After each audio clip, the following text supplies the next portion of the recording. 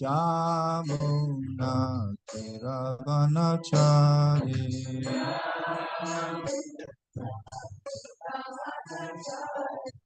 Jamuna Tiravanachari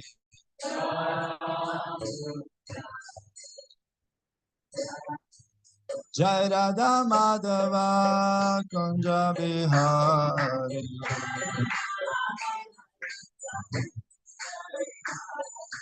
Jai Radha Madhava Kunja Bihari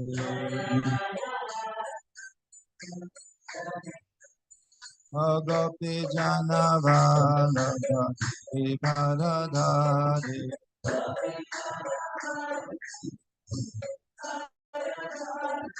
Gopi Janavala Viparadhari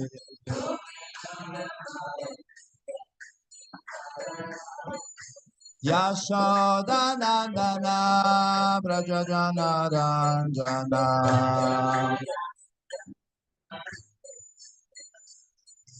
Yashoda Nandana Brajajana Ranjana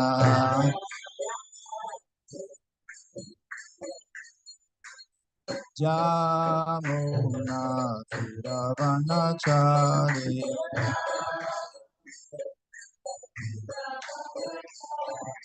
Jamuna Tiravanachari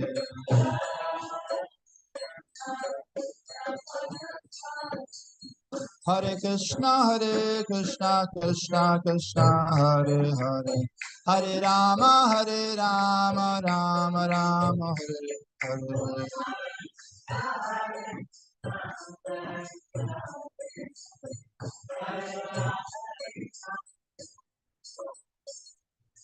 Hare Krishna Krishna Krishna Hare Hare Hare Rama Rama Hare Hare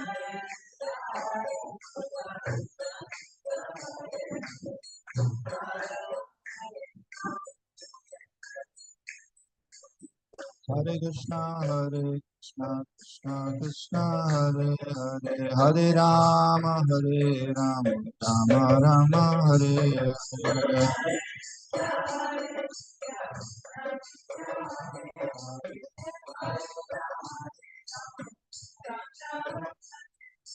Hare Krishna Krishna Krishna Hare Hare Hare Rama Rama Hare Hare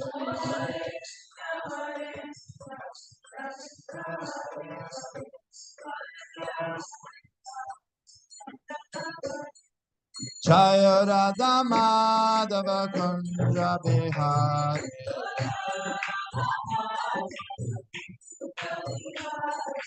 Jaya Radha Madhava Kunja Bihari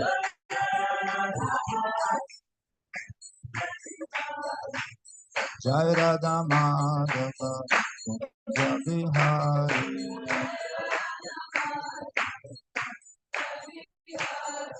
Jaya Radha Madhava Kunja Bihari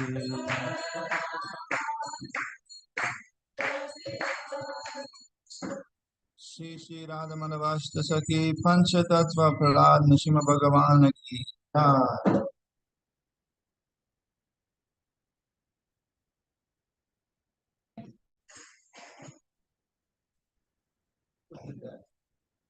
Who's whistling?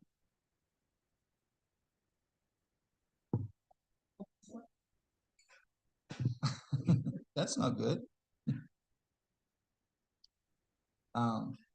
What do you guys think about whistling? Is it good or no? I heard it's not good. Huh? Daytime is okay. Okay. All right. Daytime is okay, according to Gopal. But when is not okay? Thursday night. Thursday night, off limits. No whistling. What about Wednesday night? Okay, we're getting technical here. Somebody please help me. It's getting real technical. So I'm gonna just abandon whistling whatsoever. That's the conclusion, right? If it gets too technical, just give it up. Chant Hare Krishna. Do not waste your breath, right? Each breath is like you can say Hare Krishna instead of whatever the whistle sound is. It's so much nicer, right? Anyway, Hare Krishna. Om Namo Bhagavate Vasudevaya.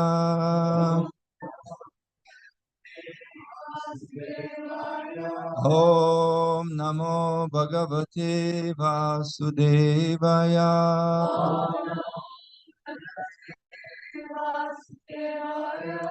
Om Namo Bhagavate Vasudevaya. Om Namo Bhagavate Vasudevaya. Narayana Namaskrityam Naram Chaiva Narottamam Devim Saraswatim Vyasam Tato Jaya Mudiraye Nashta Prair Svabhadreshu Nityam Bhagavata Sevaya Bhagavati Uttama Shloke Bhaktir Bhavatir Naishtiki together by regular attendance before reciting the Srimad Bhagavatam, which is the very meaning of the commonplace. One should offer respectful obeisances at the personality of Nara, Nara Rishi, the supreme human being, at the mother Saraswati, goddess of learning, not the Vyasaki. By regular attendance in classes on the Bhagavatam, of the service to the pure devotee, all that is troublesome.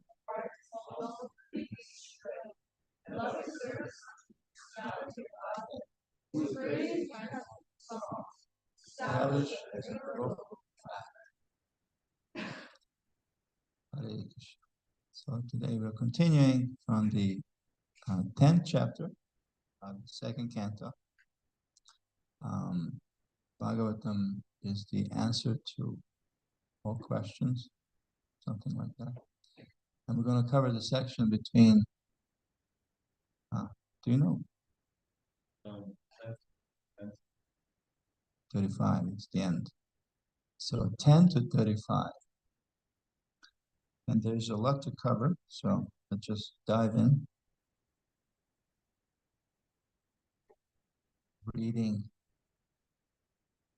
the verses, and then we're going to cover 2:10:10 purport, medium size, maybe, but on a larger size purport. Hopefully there will be some time for discussion. All right, I'll start. After separating, and then we can go clockwise, or like, alternating, however we do it. After separating the different universes, the gigantic universal form of the Lord, Mahavishnu, which came out of the causal ocean, the place of the appearance for the first Purusha avatar, he entered into each of the separate universes, desiring to lie on created transcendental water, or Garbhodaka.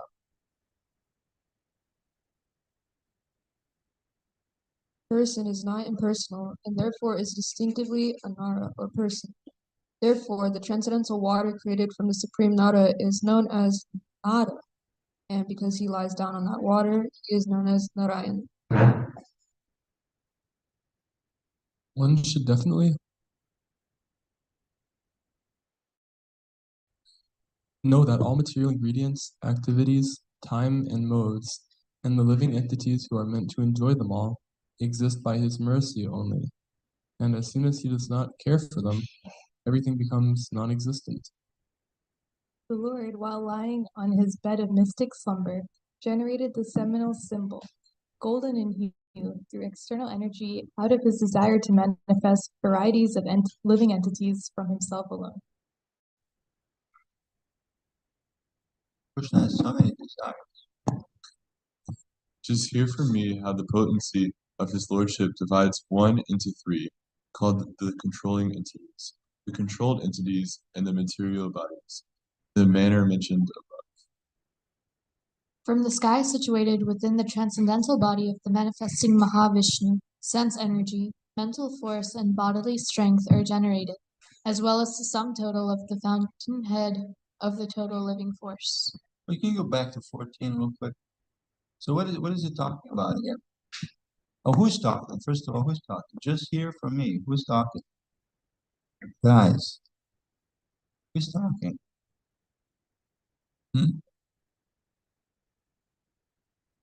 No, it's not Brahma. Shukadev, who said Shukadev? Okay, mark your points there. It's Shukadev, and what is he speaking about here? Controlling entities, controlled entities, and material bodies. We touched upon that last couple of days. Adhyatmika, Adhibautika, Adhidaivika. What is Adhibautika? So these are three components, and they're all interrelated throughout the whole creation. Svarga and Visarga. What is controlling entities? Yes. The controller, like, of the three modes, Shiva, Vishnu, and Brahma. Yeah, the demigods. The Adhidevika. What are the controlled entities? Yeah. Okay, you know. What are the controlled entities? Other people, what about the giraffes? Yes, all the jivas. They're called adhyatmikas. And then there's material bodies, adhibautika. So it's all packed up. It's all packed up in some kind of package, depending on what? Two things. Your desire and your karma. So you got a package. One time you're people, the other time you're tortoise, or boar, or pigeon. If you like to have a lot of sex, hey, there's a perfect body for it.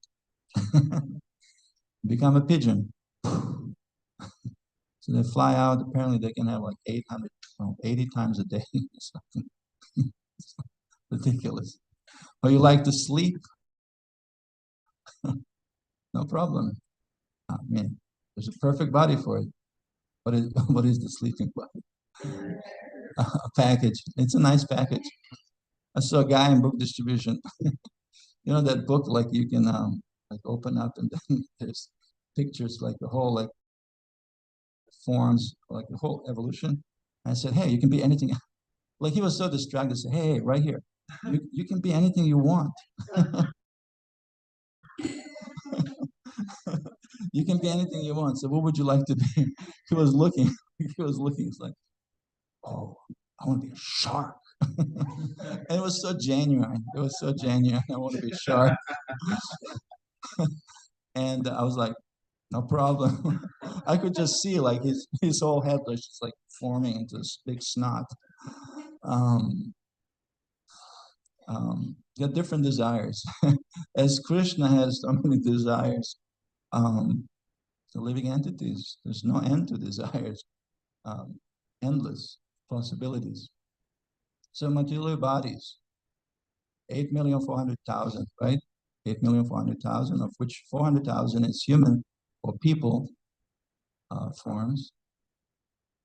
And they're all interrelated. One is controlled, the other one is controlling, and then there's different packages. Okay, I just wanted to add something from before. So we read 15. Did we? Yeah, I think so. 16 is next.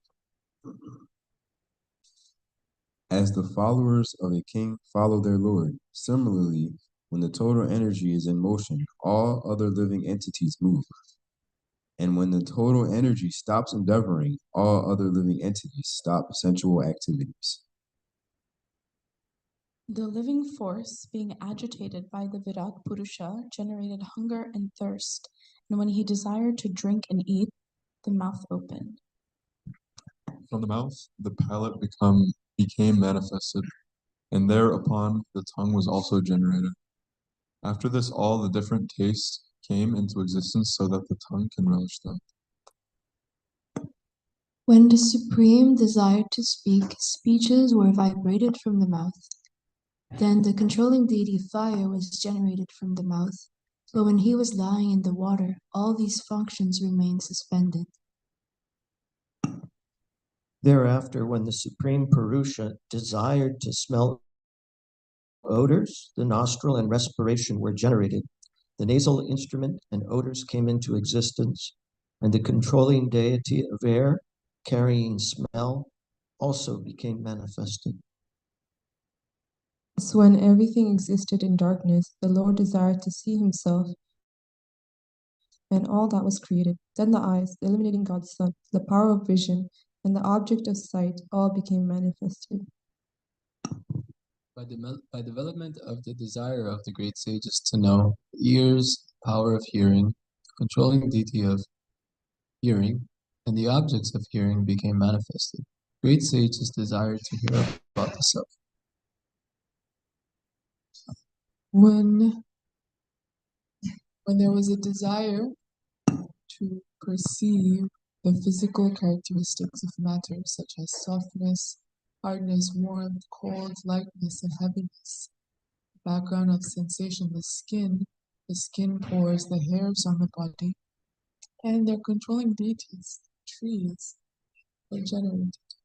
Within and outside the skin is a covering of air, sense perception became prominent.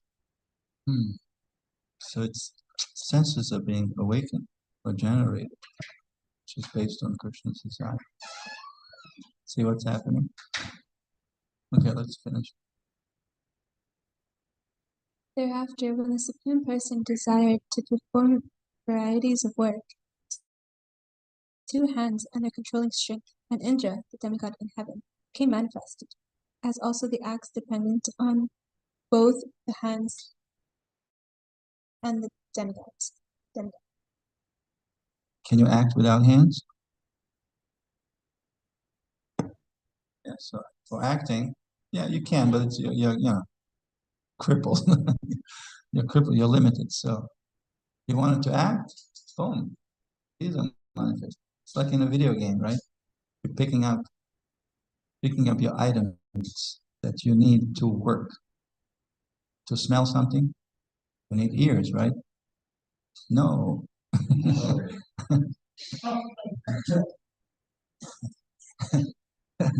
To pay attention, you need your mind to be present. So like that, for each sense, there's a sense organ. And it's the sense that rests, it's the sense that rests on a sense organ that in this world that makes you able to act. It's like putting that glove in that virtual reality. It's like putting that glove, right? And you're able to act in that reality. So this bionic suit is like that, but it develops gradually as Krishna desires. Okay, next.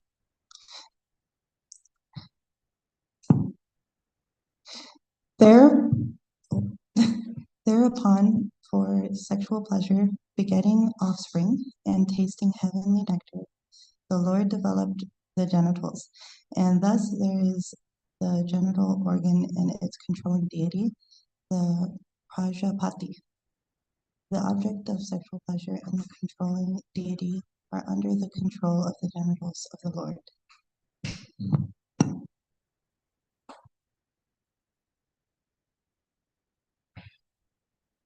Oh, is that it? Okay, it's my turn. Thereafter, when he desires to evacuate the refuse of eatables, the evacuating hole, anus, and the sensory organ thereof developed along with the controlling deity Mitra. The sensory organ and evacuating substance abode under the shelter of controlling deity. So again, all of these, Adhyatmika, Adhipautika, Adhidevika, they're all interrelated in all these cases. There's a presiding deity that controls your blinking of your eyes, believe it or not. There's how many? 30 crores? What's that? 33 crores. Crores is a million, right? Somewhat.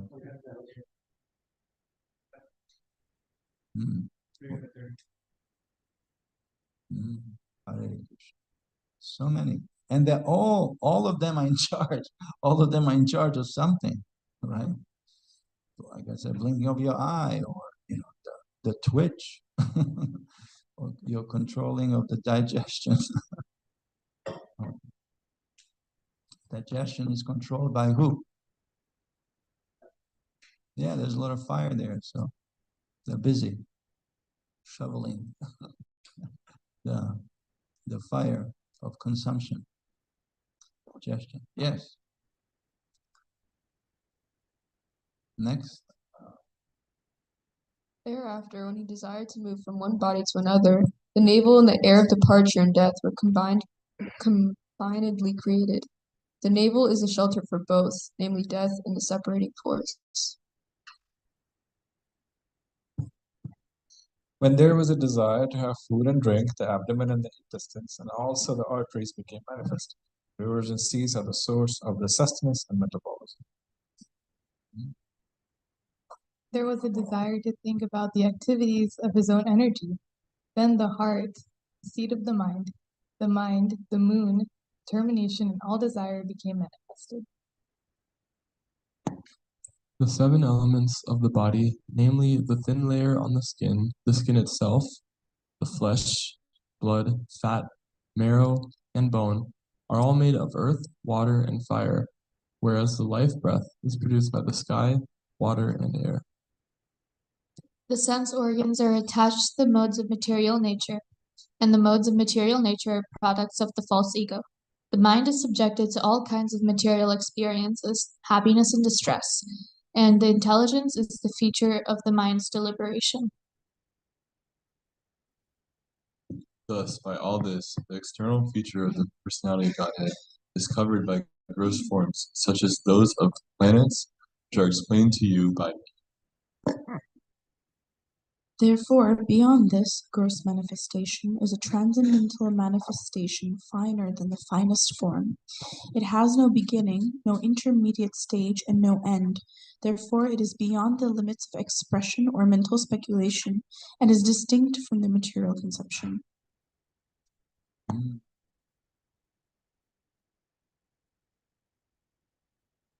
I know. Neither of the above forms of the Lord, as just described unto you from the material angle of vision, is accepted by the pure devotees of the Lord who know him well.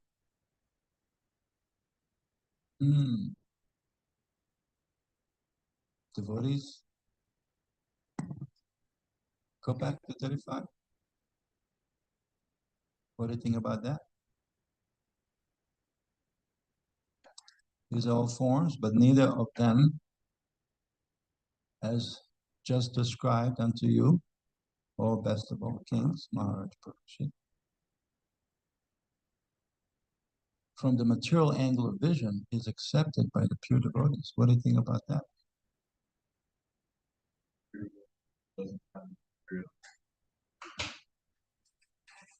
Okay. But what would be in the Bhagavatam?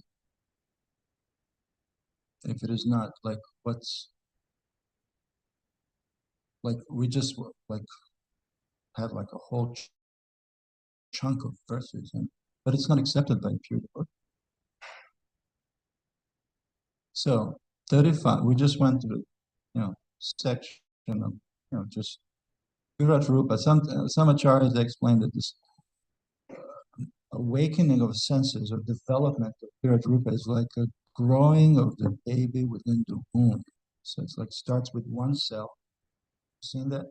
Starts with one cell and then just grows, miraculously grows. There's one famous atheist who says, when I saw the development of my child, this is when I stopped being an atheist. This is when I accepted there's something miraculous beyond explanation in this world that actually intervenes for life to happen, just like that. So the question is, we saw the development of Virat Rupa with each and every sense consequently. And here in verse 35, that neither of the above forms of the Lord, as just described unto you, Parikshit,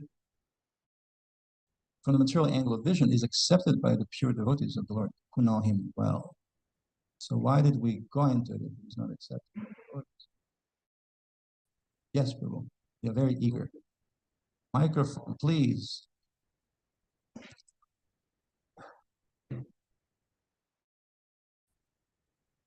All of these other categories, as described, are things that emanate from the Lord, and we learn them to get back to understanding who the Supreme Lord is, that he's the creator of all these things, that they all expand from him, have existence, and then are taken up by him again. So therefore, they're a part of his Leela. So we don't reject them as if they're just not our worshipable deity, but they are things that have been accomplished and are held in existence by our worshipable deity, the Supreme Lord. That's right. So when there's a subject matter,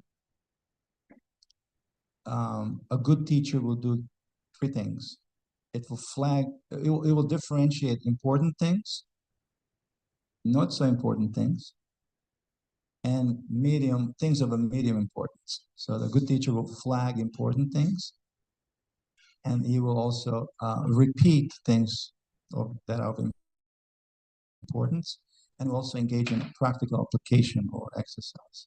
So the fact that it's not accepted by pure devotees doesn't mean that it has no value, like Prabhuji was saying. It does have a value, but it's not of a great importance. Pure devotees, they dwell on a different subject matter, and they can recognize Krishna in all of these topics of Srimad Bhagavatam, from Svarga creation to Ashraya, which is the Supreme Personality of Godhead, the shelter of all. So actually, for me, it is of essential importance. For me, it's of essential importance to understand these things, because without understanding these things will be very difficult to properly understand the Lord and to know him well, right? To know him well requires to know and understand all of this prior to the 10th canto, right? Otherwise, there's a tendency to take things for granted, or take things cheaply. We can take things cheaply. That's why Srila Prabhupada writes Krishna book in a certain way and warns us on almost every page. Do not think Krishna is an ordinary boy. And that's why he manifests. Krishna manifests this Virat Rupa in so many ways. Actually, there's just to make a point. I'm not an ordinary boy. As a small child, he manifested twice. Anybody remembers when Krishna manifested this Advaita form, this amazing Virat Rupa, where you see everything all at once, as manifested in the 11th chapter of the Gita as well. We just covered it in Bhakti Shastri. Are we still on it, though? We moved on. Devotional service. So once you understand, once you grasp that, then you're ready for devotional service. So it's lined up very nicely in the Bhagavad Gita. The fear of God is the beginning of wisdom. But But that's not the end of it. What is the end of wisdom? Yes?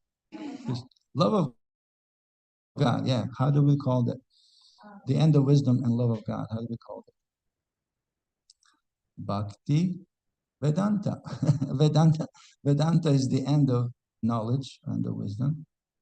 And Bhakti is love. So Bhakti Vedanta. Srila Prabhupada ki. Yes, Prabhu.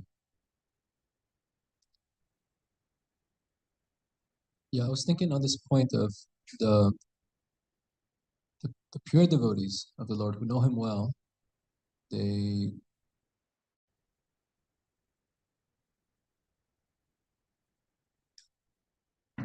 don't accept these forms because the form that they accept is the personal form of Krishna in relationship with Krishna, a very personal way. And I think sometimes we see like whenever Krishna manifests like his wonderful pastimes of like killing demons and stuff, it bewilders those pure devotees that are his full associates in Vrindavan.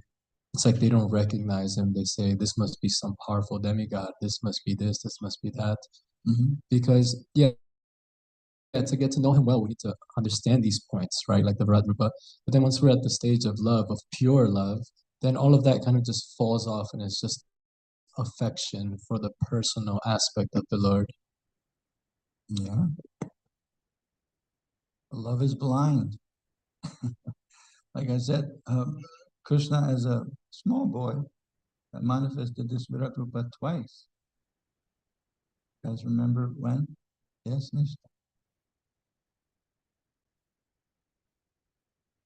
And why did she ask him to open his mouth? What? Balaram snitched. He snitched. Did Krishna really eat dirt? He did. But he told Mother Yashoda, I didn't. Did he lie? Some say he lied. Some say he lied, but some acharyas say he didn't. Well, how do we explain that? Yes. Everything is with him. It's already, write those points for you too. Everything is already within him. So he ate and he didn't in the same time. But as Kartikeya Prabhu mentioned so nicely, in order for Leela to happen, these things have to be shut off or forgotten. That's called another kind of Maya. Is yoga Maya, that covers the intimate and close associates of Krishna. So they forget.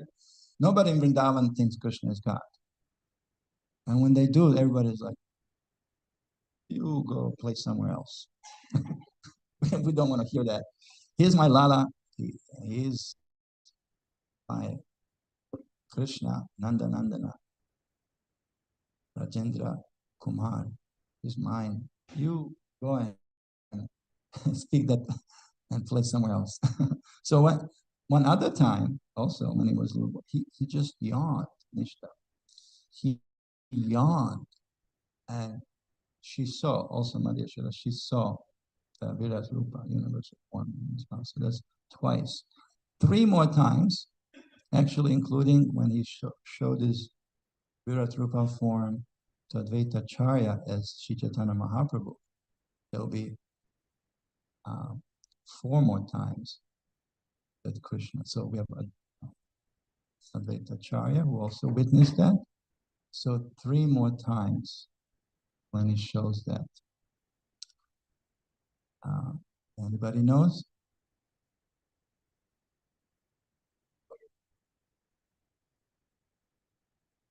Yes. Yes. He arrested Krishna. And Krishna was like, You know those movies like the guy knows how to uncuff himself. He's just waiting for the angle, and then boom. So what Krishna did there, after he was arrested, he showed everybody they're messing up with the wrong guy. And everybody was like, it's going to be very difficult. So he was able to escape that. Okay, so that's one. We need two more. Kartikeya, you said Arjuna in the Gita 11th chapter. We just went through it. And one more. One more. Anybody remembers? Yes. Yeah, there was kind of almost like borderline, but not enough.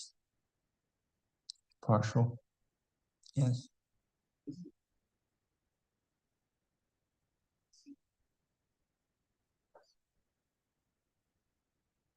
Yeah, yeah, we mentioned when once he yawned and the other one so-called ate dirt and so-called lied to her.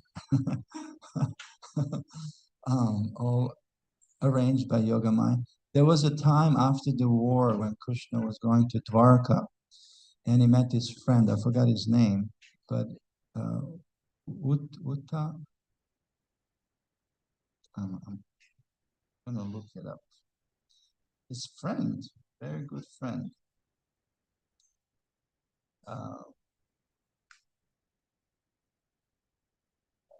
That he met on the way to Dwarka after Kurukshetra war. Huh? No, no. I'll tell you now. I'll tell you now. His name was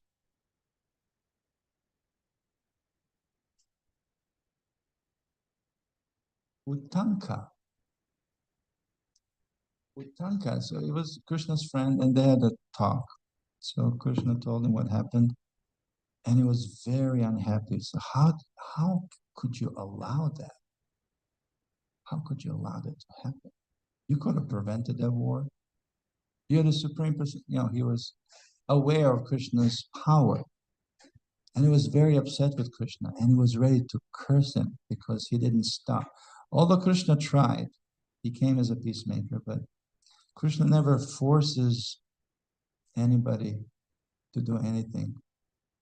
He is very respectful of free will. But so Uttanka, he was objecting. How could you actually make that, allow that to happen and make that happen? Why didn't you interfere with more forcefully, as parent would, and when they sees the child that he's going to a path of destruction, right? So she's going to die Vijay. So he was very upset with Krishna. And Krishna was like, no, I tried, but you know, I ain't listening. So he was ready, Uttanka was ready to curse Krishna because he had some mystic powers too.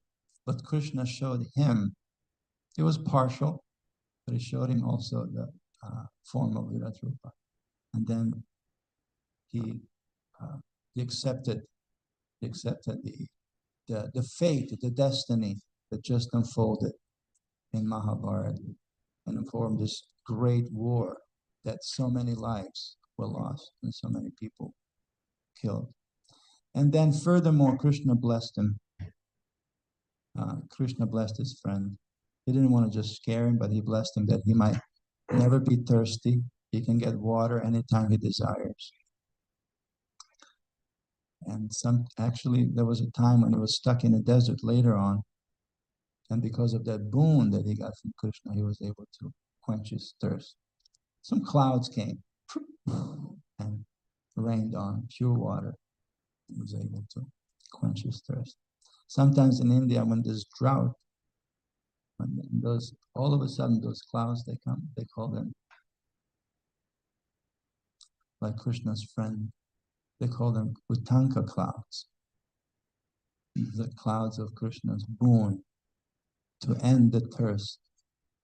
This life in the material world is quite dry and desert-like. So we need the mercy of Uttanka clouds, Krishna's mercy. How do we call that cloud?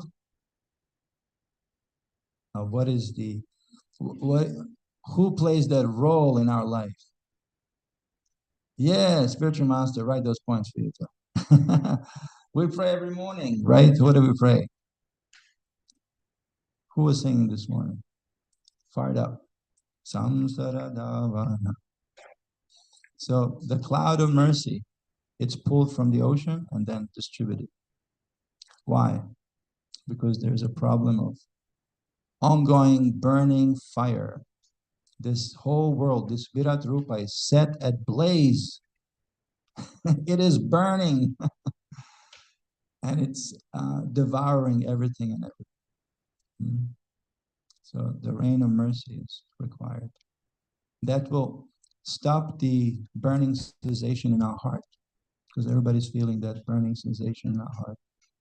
But the cloud of mercy will put end to it. And then we can contribute to the world by awakening ourselves, awakening other Jiva souls from the point of fear to the point of love. Because to know him is to love him, right? That's the process. And we trust the process, right? Okay, so 5 times, including Advaita, 6 times when Krishna shows that, just to make sure that he's not an ordinary boy. So we're going to go to 2:10:10 and read the purport.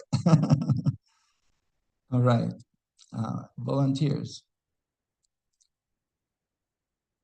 Yes?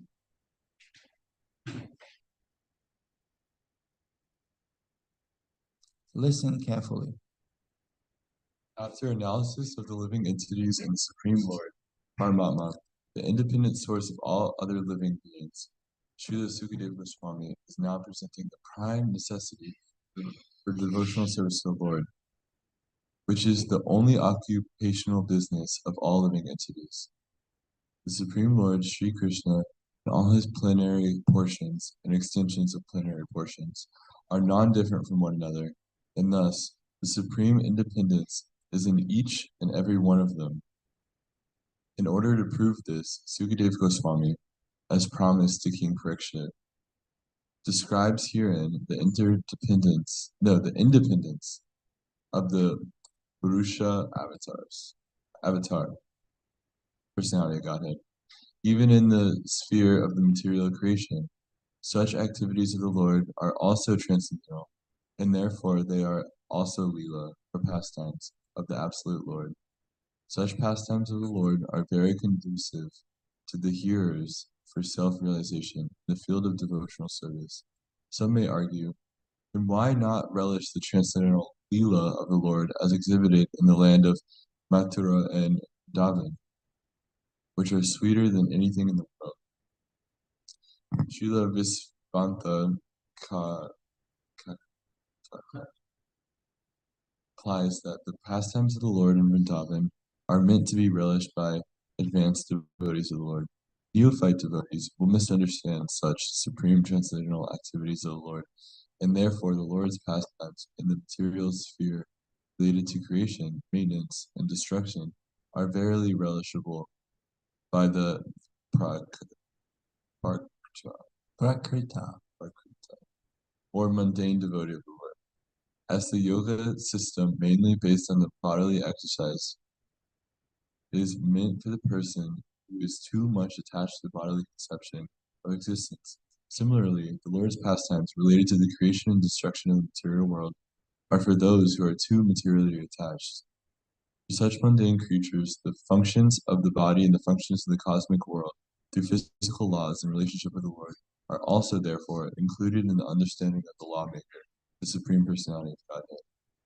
The scientists explain that the material functions by so many technological terms of material laws, but such blind scientists forget the lawmaker. In Srimad Bhagavatam, the Srimad Bhagavatam points out the lawmaker. One should not be amazed by the mechanical arrangement of the complicated engine or dynamo. Dynamo. Who knows what dynamo is? Huh? The type of Yeah, it's what You know, the bikes, they have a thing that attaches to a tire. Tire spins it, and that gives you electricity. Like, it's a generator, pretty much. Yeah. Don't have to. Oh, yeah, you could hook up a generator to all these gym exercising machines and let them spin. It will give you some energy. Yes. But one should praise the engineer who creates such wonderful working machines. That is the difference between the devotees and the non-devotees. Devotees are always full with praising the Lord, who directs the physical laws. In the Gita, the direction of the Lord depends on the following. The direction of the Lord upon the material nature is described as follows. Maya jakshena prakriti suyate sacharachiram hetunani nam kanteya jagat viparivartate. The material nature full of physical laws is one of my different energies. Therefore, it is neither independent nor blind, because I am transcendently all-powerful. Simply by my glancing over material nature, the physical laws of nature work so wonderfully. The actions and reactions of the physical laws work on that account, and thus the material world is created, maintained, annihilated again and again. Man with a poor fund of knowledge, however, becomes astonished by studying the physical laws brought within the construction of the individual body and within the cosmic manifestation. And foolishly they decry the existence of God, taking it for granted that the physical laws are independent without any metaphysical control. The Bhagavad Gita 9:11 replies to this foolishness in the following words. Avajananti mamudha manushim tanamarshitam param bhavam ajananto mamabhuta maheshwara. The foolish man, Muda, do not know the personality of God in his eternal form of bliss and knowledge. End of quote. The foolish man thinks of the transcendental body of the Lord as something like his own, and therefore he cannot think of the unlimited controlling power of the Lord, who is not visible in the acting of the physical laws. The Lord is, however, visible to the naked eyes of people in general when he descends himself by his own personal potency. Lord Krishna incarnated himself as he is and played very wonderful parts as the Lord himself. And the Bhagavad Gita concerns such wonderful actions and knowledge. Yet foolish men will not accept Lord Krishna as the Supreme Lord. Generally, they consider the infinitesimal and infinite features of the Lord because they themselves are unable to become either the infinitesimal or the infinite. But one should know that the infinite and infinitesimal sizes of the Lord are not his highest glories. So you zoom in, zoom out, that's not the highest. The most wonderful manifestation of the Lord's power is exhibited when he, infinite Lord, becomes visible to our eyes as one of us. Yet his activities are different from those of the finite beings.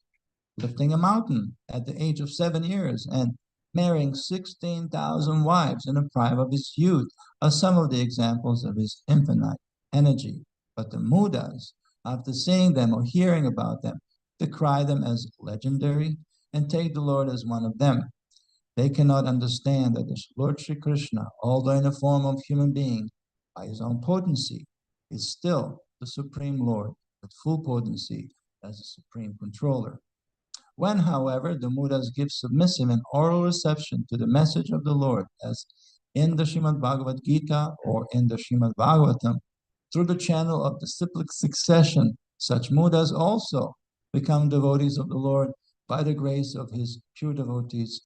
And for this reason only, either in the Bhagavad Gita or in the Srimad Bhagavatam, the pastimes of the Lord in the material world are delineated from the benefit, for the benefit of those men with poor fund of knowledge. Srila Prabhupada ki jai. Any questions, comments? So nice, so wonderful. This purport is so illuminating. Illumination brings about bliss. Did you know that? Become illuminated, you become blissful. If you're not blissful or happy, you got to look into that, how to become illuminated, not dull-headed. Yes. Prabhu. I just wanted to say that you can sum all of this up in terms of what Lord Chaitanya teaches us of Achintya Beta Beta Tattva. It is all the Supreme Lord, but it is also not all the Supreme Lord. Everything about this creation is achintya. It's inconceivable. They use fancy words, scientists, but they can't really explain it. So therefore, it remains achintya, inconceivable. All right, thank you very much. Our time is up. Srila Prabhupada ki jai. Grantaraj Srimad Bhagavat ki jai.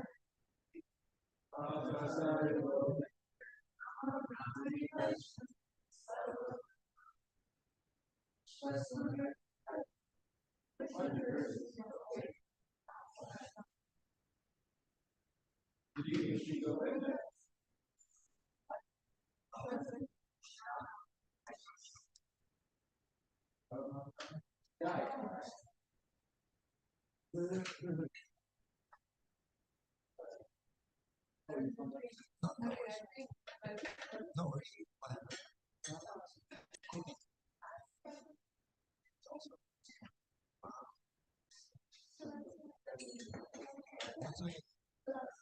It's almost